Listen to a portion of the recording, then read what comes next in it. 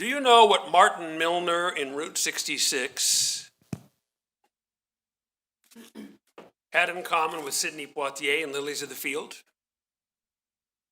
They were both Korean War vets, shaking off their service by touring the country that they served, which is kind of cool. But, say it with me for the first time this season, On the other hand, they were also dealing with the adjustment to civilian life and the PTSD, shell shock, combat fatigue of having been in a horrific situation. There's an awful lot of GIs back from World War II and then again from Korea, and then even later on from Vietnam, who joined motorcycle clubs because it gave them a little of that adrenaline and adventure of riding with other guys, of being together in camaraderie like they had in the military, but without getting shot at. There is, in fact, the classic group, the Road Warriors, who are all vets. Last week, somewhere up in the upper Midwest in a state which remained nameless, there was an 89-year-old Korean War veteran named Harry Morrison, who, scraping by on his scant pension and Social Security, had gone to Walmart to get some milk and bread. That was all he could afford just now in terms of staples. And because of his Parkinson's, he dropped the coinage that the cashier had given him as change. And so here's this 89-year-old man wearing his veteran's cap, Korean War vet, down on his hands and knees, still shaking, trying to pick up the coinage and not able to get a grip on it. And the store manager, a 20-something guy named Derek, started to mock him and shame him. "Pick it up, Grandpa, you're holding up the line." And Sarah, 17-year-old cashier, who tried to get down on the floor and help Mr. Morrison, Derek scolded her and fired her on the spot for not sticking at her post. Other shoppers in line videoed this. This is an era of citizen journalism. They posted the video, it went viral. Now, as it happens, Morrison is not only a Korean War vet, but is also one of the original founders of the Road Warriors from 70 years ago. Members in 3 states saw the viral video, and 6 o'clock the next morning, several hundred of them were making a cordon surrounding that particular Walmart. So the manager and his opening staff couldn't get in. Happy ending. Derek was fired by regional management. Sarah was reinstated and walked through the front door by regional management, even as Derek went out the back door. And corporate donated $50,000 to the wounded warriors. I think it's a cool story, if only because it allows me to juxtapose Martin Milner and Sidney Poitier in the same sentence. But more to the point, at this season of Elul, the season of introspection, it emphasizes that our test of character is how we treat the most vulnerable members of our society. We Jews have a head start. Dozens of legislations in the Torah emphasize our obligations to the widow, the orphan, the stranger in your midst. Of the 613 commandments in the Torah, 9% of them invoke our experience as outsiders in Egypt to insist that we not close ranks to exclude others, and emphasizes special consideration for refugees from oppression. And both the Torah itself and the subsequent prophets, Amos, Hosea, Micah, Isaiah, emphasize that the failure to provide for the weakest members of society is the hallmark of a warped and diseased society, which we should view as a concern in our time. Regardless of our political party or affiliation or orientation, we should be troubled by the fact that throughout the entire world, we as Americans in the land of the free and the home of the brave, coming back from my nephew's wedding last week in New Jersey, Carol and I stopped on the way to the airport to check out Lady Liberty. From our viewpoint, looking at the rest of the Western world, being swept up the last couple of years in anti-immigrant frenzy. Journalist Sonia Shah wrote a fascinating book I strongly recommend, The Great Migration, pointing out that relocation out of Africa into Asia and Europe, fabulous end to prehistory. Migration is relocation, is always the story of humanity. But what happened was in the 2011 Syrian civil war, she highlights, news stories covering people displaced from their homes in Syria, riding rafts and having coyotes take them that they paid to take them across the Aegean into Greece, drowning in the Mediterranean, began to put up headlines referring to the migrant crisis. That's a dangerous word. Migrant invasion. Storming ports and airports and taking cities hostage. When this kind of vocabulary was used routinely by news media to describe the exodus of Syrians into Europe, the implicit message of such vocabulary is an alarm bell that emphasizes social distinctions, not just intensifying the dialectic of us versus them, but intimating an immediate threat to us, whoever we may be, from them, regardless of who they are. Even here in our great land of freedom, a society where anyone who's not an Arapaho or a Cheyenne is a descendant of immigrants. Too many have fallen into the trap of willingly subscribing to an implied indictment of and suspicion towards foreigners. I don't know whether it's more offensive to conclude that any person that doesn't look like us is an undocumented alien, or to dehumanize that person to the degree of denying them a noun and simply tagging them as an illegal. That's an adjective.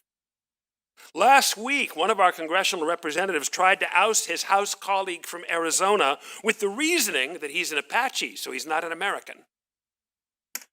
But that silliness was a bleak bit of comic relief from the very real horror of the detention center that briefly opened up this summer just a few miles up the road on US 41 from here, where the carnivorous fauna of the region was pointedly invoked as part of the security system.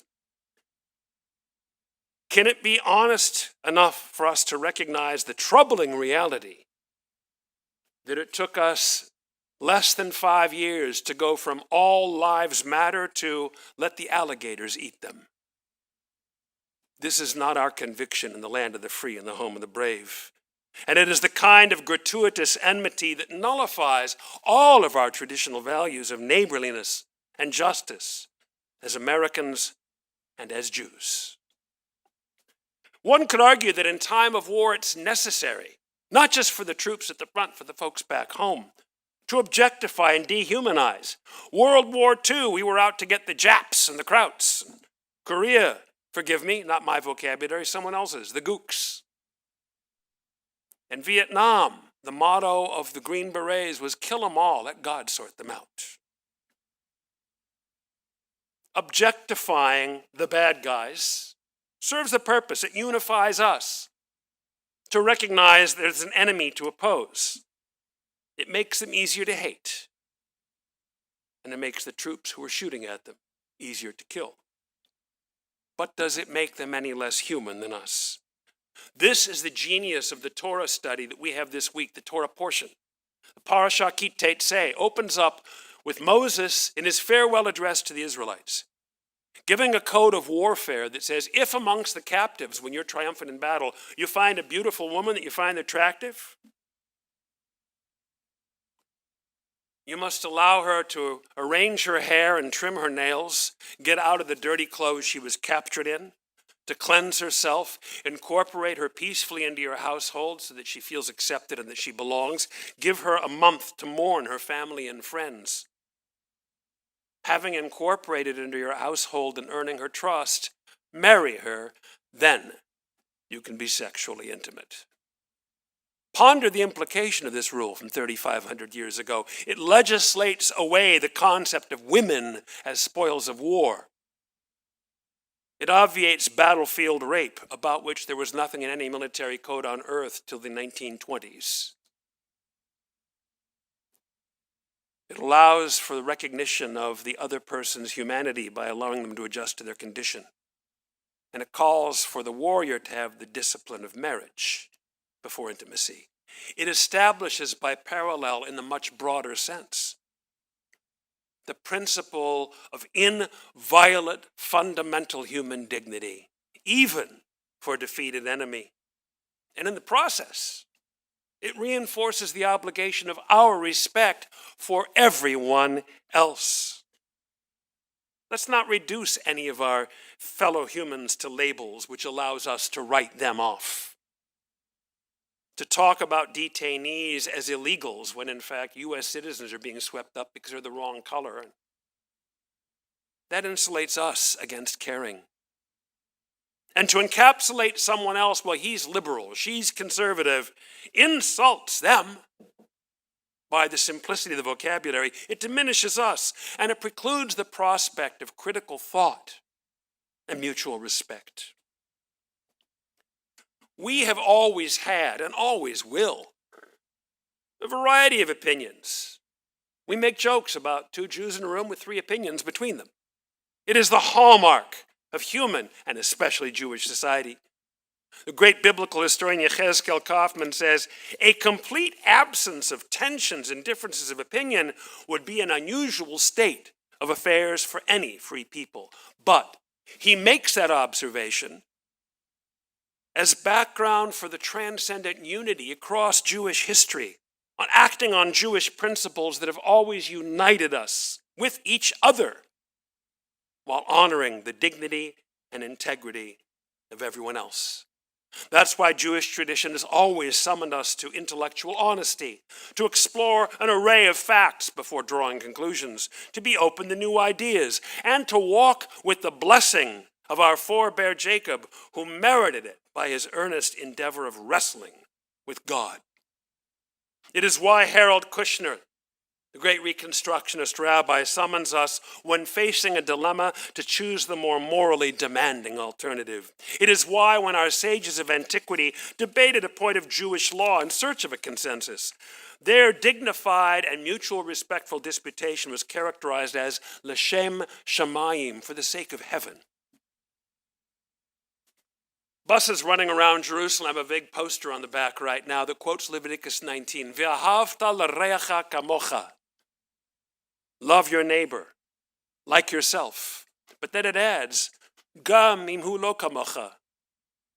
Likewise, if he happens not to be like yourself.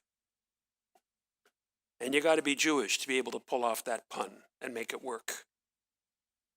This is the introspective month of Elul. Looking back at the year now ending, doing spiritual housekeeping for the kind of person we want to be in the new year to come. It's time to ponder the observation of Eleanor Roosevelt, a woman so attuned to our principles that a lot of my colleagues think of her as an honorary Jew. Eleanor Roosevelt observed, some people are going to leave a mark on this world. Others will leave a stain.